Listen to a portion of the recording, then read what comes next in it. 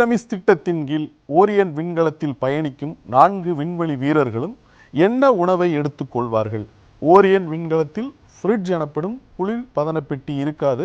அதே போல சமைப்பதற்கான எந்த விதமான வசதியும் இருக்காது. விண்வெளியில் செல்லும் பொழுது அந்த வேலையை செய்யவும் முடியாது. காரணம், விண்வெளியில் இருக்கும்போது ஈர்ப்பு விசையை உணர முடியாத ஒரு நிலையில் அந்த விண்கலம் இருக்கும் என்பதால் அடுப்பெரித்து சமைப்பது என்பதெல்லாம் சாத்தியமில்லை. அதே போல மின்சார சிக்கனம் என்பது மிகவும் அவசியம்.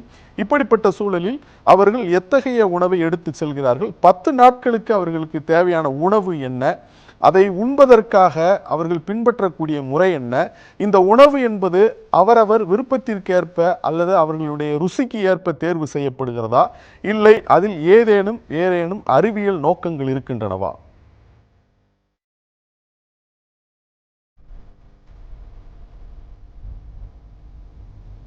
சனிக்கிழமை முற்பகல் 11:30 மணி நிலவரப்படி பூமியிலிருந்து 2,28,500 கிலோமீட்டர் தொலைவிலும் நிலாவிலிருந்து 2,12,000 கிலோமீட்டர் தொலைவிலும் ஓரியன் விண்கலம் இருந்தது.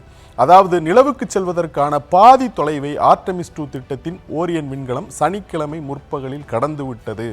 அதாவது 2 நாட்கள் 5 மணி நேரம் 24 நிமிடங்களில் இந்த மைல்கல் எட்டப்பட்டது.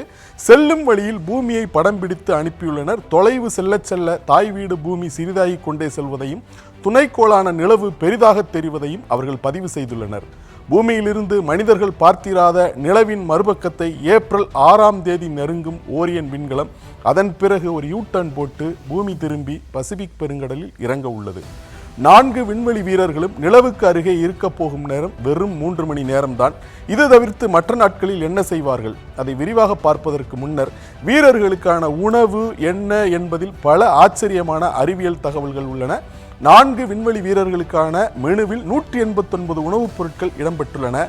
பார்பிக்யூட் beef brisket, macaroni and cheese, sausage and cashew chicken curry முக்கியமான உணவுகள்.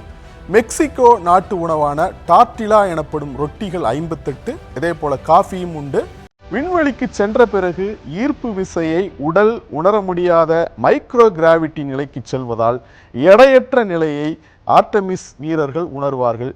பூமியில் ஈர்ப்பு விசைக்கு ஏற்ப உடல் தகவமைந்திருப்பதால் அதற்கேற்ப இரத்த ஓட்டமும் மற்றும் உடலில் திரவங்களின் இயக்கமும் இருக்கும். ஆனால் ஈர்ப்பு விசையை உடல் உணர முடியாத நிலையில் திரவங்கள் மார்பு மற்றும் தலைப்பகுதியில் குழுமத் தொடங்கும். ஈர்ப்பு விசையை உணர முடியாததால் கால்களில் இருக்க வேண்டிய திரவங்கள் மார்பு மற்றும் தலைப்பகுதியை நோக்கி நகரத் தொடங்குகின்றன. தலை நோக்கிய திரவ இடப்பெயர்வு என மருத்துவ ரீதியாக அழைக்கப்படும் இந்த பிரச்சனையால் விண்வெளி வீரர்களின் முகம் வீங்கியது போல தோன்றும், நாசிப்பாதைகள் அடைத்து கொள்ளும், பார்ப்பதற்கு கடுமையாக சளிப்பிடித்தது போல இருக்கும், கால்கள் சூம்பிவிடும். இதற்கு சார்லி பிரவுன் விளைவு என்று பெயர். இதன் காரணமாக உணவின் மனமோ சுவையோ தெரியாது. எவ்வித சுவையும் மனமும் இல்லாத உணவை உண்பது போல இருக்கும். ஓரியன் விண்கலத்தில் ஃப்ரிட்ஜ் எனப்படும் குளிர்பதன பெட்டி கிடையாது என்பதால் விண்வெளிக்கு அனுப்பப்படும் உணவுகள் நீண்ட நாள் கெட்டுப்போகாமல் இருப்பதற்காக அதிக வெப்பத்திலோ அல்லது கதிர்வீச்சுக்கோ உட்படுத்தப்படுவதால் அவற்றின் இயற்கை மனமும் ஏற்கனவே குறைந்திருக்கும். இதற்கு தீர்வாக விண்வெளி வீரர்களின் உணவில் மிளகாய் கொண்டு தயாரிக்கப்பட்ட 5 பாட்டில் ஹாட் சாஸ் இடம்பெற்றுள்ளது.